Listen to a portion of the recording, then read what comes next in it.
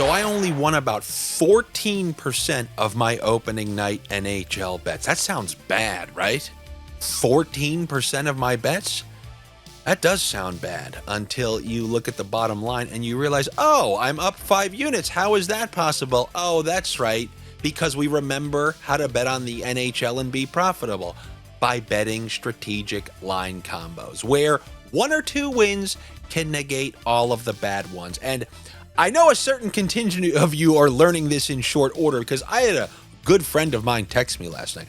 This is a full college basketball, couldn't tell me a single solitary thing about hockey. He must have watched yesterday's video, mainly because of you guys. I got to give you credit. I'm not a credit refuser. Many credit refusers out there. I'm not one of them. I asked you to hype the video, and I know you guys typed the video. And I said, if you hype the video, they will show it to more people. Well, on the Family Feud hype charts, I think I got to number 50. And what do you know? Yesterday's video higher than pretty much all the videos I put out. And it's thanks to you people. So you get the credit when you deserve it. And maybe one day when I'm dead, I'll get the credit when I deserve it. But until then, I will continue to feed you guys here because my friend hit me up and he goes, I might have to start watching some hockey this year because I saw your video. He goes, I happened to just like check some of the things and it's pretty amazing that you can get that one thing and all the other ones that missed are just null and void. Yeah, that's right. If you were picking donkey lines last night, how'd that work? How'd that work if you took the Panthers puck line? How'd it work if you took the New York Rangers against the worst team you ever seen in your life last year?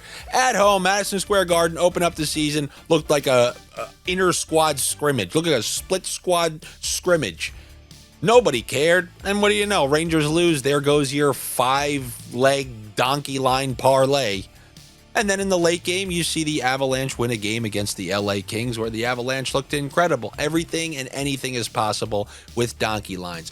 But if you do those line combos properly and you put in the correct assortment, you can have 14% nights that you can be, no, not just barely a little bit above a 5-unit win, and a 10% ROI is not too shabby. And that is the beauty of the line combos. I'll only reiterate it enough to the point where you guys are like, I got it.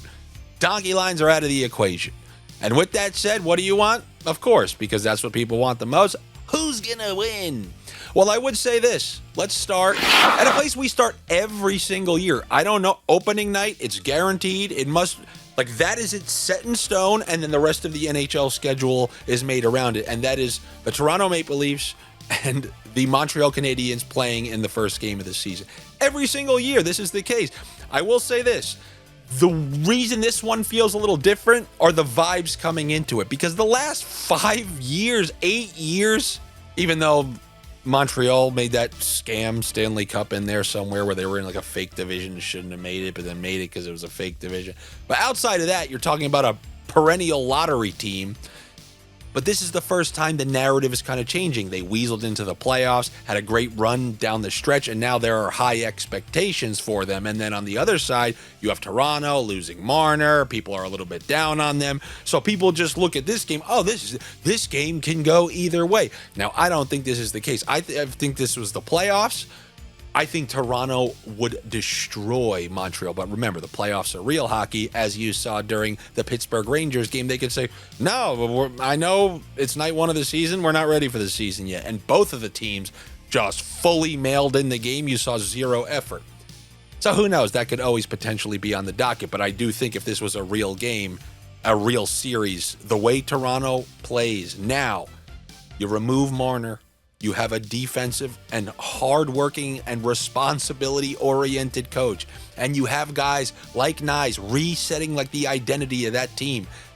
Just like you saw Washington just fully bully and destroy the Montreal Canadiens. That's what I think. And I'm just talking some hockey while we're here. We'll get to the sniffs in this game. But I think Toronto is well-suited to destroy Montreal in games that actually matter. Does this one matter? No. But if I had to go pick a side on the donkey line, in the past, I would have said, never take Toronto in this game. This is such an easy game to overlook the bottom-dwelling Canadiens. But now this is no longer. This is we deserve a ticket to the party, Canadiens. And this is a Canadiens that I think will get more respect from everybody, from the media to the Toronto Maple Leafs. I think it's a good narrative-setting game for the Toronto Maple Leafs, where if I had to pick a donkey line, like, it's the only way they're going to let me into the club, show me a donkey line or you're not getting in. On this slate, I would show them the Toronto Maple Leafs. What is this, a minus 160 line? Like, I think if this was priced properly, it should be minus 200. I think they are a way better team, especially at home. But I guess we'll see. Could be a full mail-in. Who knows? So what am I going to do? Peek behind the curtains and look for more line combos so we can have an awful night and still win, which is always the reason I love those nights. It's like I committed a crime.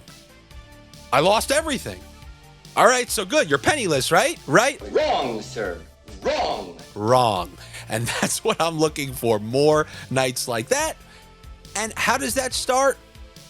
I'm going to introduce you to a new term. Oh, if you're new, this is going to be a new term. This term, I think, comes from 2 seasons ago. And look, that's just the way I am. Even in my real life, I just invent terms. You watch enough videos, I guess the context clues will clue you in as to what the hell I'm talking about. So I told you about how Brian Rust was out for the Pittsburgh Penguins. Yeah, I know whatever plays didn't work because they got, it was a 1-0, 2-0 game. But how I told you, Billy Koivunen going on that top line, he now is going to have a nicely priced point. So it's about that guy who's filling in on a star-studded line who's very likely to get a point. So in the case of the Toronto Maple Leafs, we have Mitch Marner leaving the team.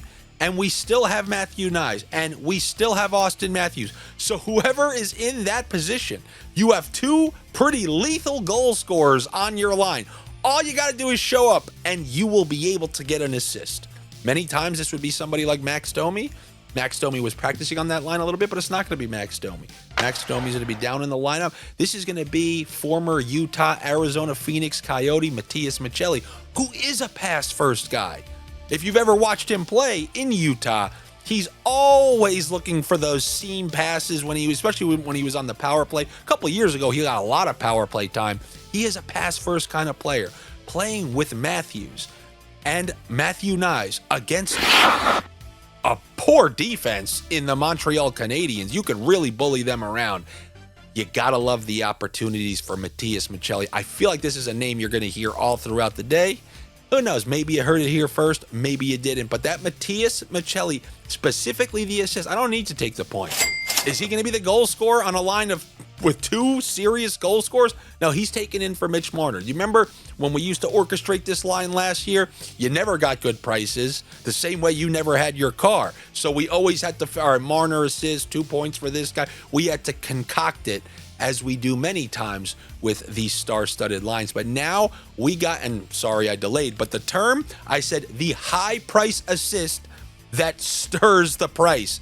And this assist for Matias Maccelli, which is an unbelievable price on its own in comparison to where he's going to be playing and the line he's on, but the way that will make the entire line combo work.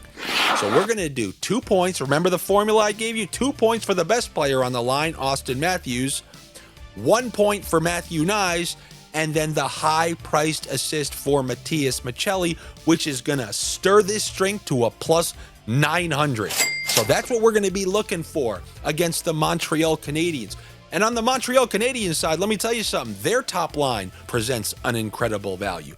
You guys remember last year? How many times did we say it when I was introducing last year's crop to the line combos? Remember this? When we used to drop the fastball, the Rick Vaughn Terminator? What was that?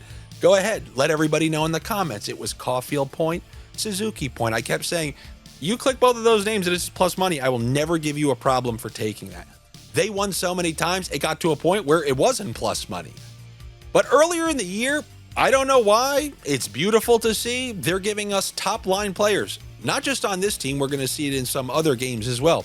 You remember when we were dropping that fastball, who was the third member of that line? J.Slafkovsky. Was his point plus 115 towards the end of the year when this line was just raking every single game? No, minus 150, minus 160, minus 170. The guys I'm giving you tonight, I'm convinced you look at their price in 2-3 weeks. All right, yeah, we're back to minus 130, back to minus 140. But because it's early in the season, they're going to be nice to us and say, we want to rope you in for the full year. We're going to give you a couple plus monies to start the year. And here on Montreal, Uri Slavkovsky playing on that top line with his fastball brothers, and then on that top power play as well. I see no reason why we shouldn't take Uri Slavkovsky at plus 115. If there was a reason, I'll let you know what it is. That Austin Matthews line is very great defensively, as you saw in the playoffs against the Sasha Barkov line when they were at home and can get last change. They really shut them down. But is this the playoffs? Are we going to be paying such close attention to detail on defense? I'm more worried that the teams are just going to fully mail it in like the Rangers and Penguins did yesterday. So I'm going to go with Uri Slavkovsky for a point. And going back to what I said, I'm never going to hate on you Caulfield Suzuki people for just dropping that point down. The only problem is if I'm wrong on Slavkovsky, I'm probably going to be wrong on that line combo too. But don't you worry, that line combo will be on the full doc that will be available on the Patreon as always. But I try to drop a couple for you here so you see how it works, just as you did with that Blackhawks second line yesterday. And we're hoping to nail a couple of those on this slate as well. So as far as those top line plus money point props, let's go to another game on this slate. We got Washington taking on these lowly Bruins in Washington. Who's on that top line over there in Washington? Oh my God, what is that? Strome and Ovechkin? You remember them last year? Remember Ovechkin, all those goals, broke the record. Strome raking up all these assists, career year. Who the hell else is playing with them? Is it a bum? Oh, it's not a bum? You mean to tell me it's a 30-goal scorer from last year who's also getting some power play 2 time, which he didn't get last year, and he's playing with Strome and Ovechkin, and his points coming in at plus 115, plus 110 against one of the worst teams in the league? Oh, okay, fine. I guess I'll have to take that. Give me Alexei Protas for a point against the Boston Bruins. This is another one that I believe down the road you're not going to see at plus 150. You play with Ovechkin and Strome. Why? Why are you at plus 115? It just doesn't make sense. Go ahead, click it. If you lose, just realize that's a great bet. The Letang bet lost. I gave it to you. It was plus 180. By game time, plus 120. AKA, it was a great bet. Snakeonomics plays are always the good ones. So if you want, do you want me to concoct one using Protas's point? Okay, fine. Same formula. I just dropped one with Toronto. You want me to drop another one here? Who's the best player on the line? Alex Ovechkin. You slam him for 2 points. You add the plus money point for Alexei Protas, who's the most likely to pass on the line. That's Dylan Strome. Now you have yourself a solidly priced point prop same game parlay. That, my friends, is how it's done. Now, let me tell you, there's nothing I enjoy more. This is something that really happened recently on the subway in New York. I'm walking. Black dude in a full Michael Penix do-rag stops me with his hand. And I said, "What's up?" He goes, "Your name Andy?" I said, "Yeah. I F with your sniffs on YouTube." I said, "That's good." So I started talking to him. I go, "So you mean to tell me?" I was like, "Where are you from?" Told me where he was from in Brooklyn. And he said he had his friends watching the NHL, even though they've never watched the NHL. I go, "So you mean to tell me you and your friends in Brooklyn, you're getting together on a Wednesday night and you're watching the Ottawa Senators play the Winnipeg Jets? Do you even know where that is remotely?" He goes, "I have no clue where that is, but I'm watching because I'm sniffing." But that's basically what he said. Him and his friends in the middle of Brooklyn are watching the Winnipeg Jets and the Ottawa Senators. And on this Wednesday night, it really makes me happy knowing that they're probably going to be watching the Edmonton Oilers and the Calgary Flames. They can't pick it out on a map. Can you? Can you? You know you can't. Not you Canadians. I'm talking about a random guy in Tennessee who's watching this. He doesn't know where Calgary is. He doesn't know where Edmonton is. It's the working class hard workers of Edmonton against the rich. I don't know. I'm kind of exaggerating this as well, but I think that's at the crux of it, according to one random girl from Calgary who I went on a random date with. But outside of that, there's definitely a rivalry between these two hockey teams. It's the Battle of Alberta, and when they play this early in the year, you really can have yourself quite a laugh because nobody knows how to mail in the beginning of the season like the Edmonton Oilers. Despite knowing how awful they are at the beginning of every year, they go, not going to happen this year. They are the Cincinnati Bengals of the NHL, just rolling out there with an awful first month every single year. Later in the year, they pick up steam, hit the playoffs, and they've made back-to-back Stanley Cups. So who the hell are we getting? I mean, they don't have Zach Hyman. He's on the shelf. If you look at this roster, you go, who the hell are these people? McDavid, Draisaitl, and who the hell are the rest of these people? And then on the other side, you have Calgary, which is a mishmash of these young players that they've been accumulating. Huberdeau, I believe, is on IR. He said he doesn't feel like skating anytime soon. You have Kadri and random players on the top line, and then a couple of acquisitions from last year on the second line. A lot of randomness in this game. So as I look around, I'm going to go with a combo very similar to Chicago. I said they present great point prop values. I'm going to look at the second line of Calgary just like I did for Chicago. Give me Matt Coronato and Morgan Frost, line 2, power play 1 line mates. They're giving you a great point prop combo, and they're going up against Stuart Skinner, so that shouldn't scare you too much. And this is the early season Oilers, who they're known for a mail-in or two. So all Calgary has to do, maybe net a couple goals, and I think we'll be sitting pretty with that combo of Morgan Frost and Matt Coronato. And that, ladies and gentlemen, on this 4-game slate is what I have for you. I'm sure there will be some stuff. Anytime you have a team playing at home and then they got to travel, play the next night, other team hasn't even played yet, I think Vegas should win that game. I haven't seen player props for it yet. I will probably post anything that I do take from that game on the Patreon. If you guys want to join, very simple, patreon.com/Andy Francess. There's a link down below. Hopefully I will see you there. If not, just do the things you did yesterday. You did a great job. I'm hoping you continue to do a great job. Hit the like, comment, whatever, come up with whatever conspiracy theory you need to make yourself feel better that I didn't know, he's lying, but I've heard it all. And then if you can't hit that, just continue to hit that hype button. You're the reason this thing got to 30% more viewers yesterday. It's one of the few things that actually makes me happy, knowing I asked, you performed, and we got the results. One of those two never happens, and we got the trio happened. Now the last thing that needs to happen is all these bets just kind of waxing, and as you saw yesterday, you can have a bad night and still be a winner, and when you have a good night, you can be a huge winner. Let's hope that is tonight on a Wednesday. If not, oh, that's right, we got Thursday. I will be back for Thursday's NHL Sniffs tomorrow. I hope to see you then. I will talk to you later. Good luck on these random. We don't need luck. We just need we need 14%. So less than good luck and still make profits. Take it easy.